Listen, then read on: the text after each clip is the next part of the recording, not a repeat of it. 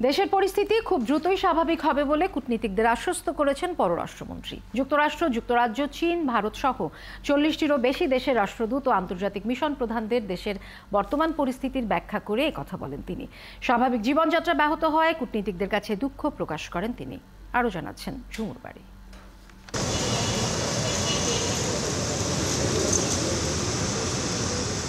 রবিবার বিকেলে 2 ঘন্টার জন্য কারফিউ যখন শিথিল, তখন একে একে রাষ্ট্রীয় অতিথি ভবন যমুনায় আসতে থাকেন বাংলাদেশে অবস্থিত কূটনীতিক মিশনের প্রধানরা।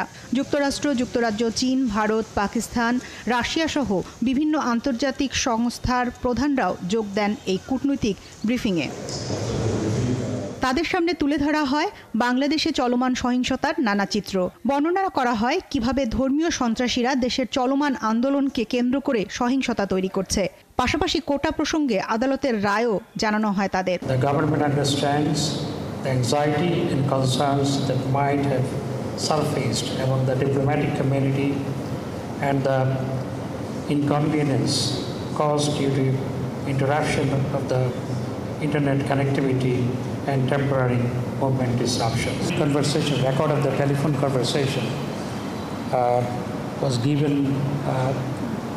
Instruction was being given by Tariq Rahman from London to carry out this kind of activities and to back the curfew and etc. এ সময় কূটনীতিকরা নিরাপত্তার বিষয়ে জানতে চাইলে মন্ত্রী জানান, নিরাপত্তা নিশ্চিত করতে সরকার আন্তরিক। Ensuring safety and security of the diplomatic and consular premises and persons.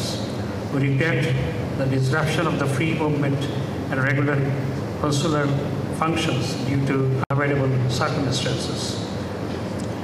However, the ministry has arranged for the issuance of necessary buses by the Dhaka Metropolitan Police from today in favor of diplomatic missions.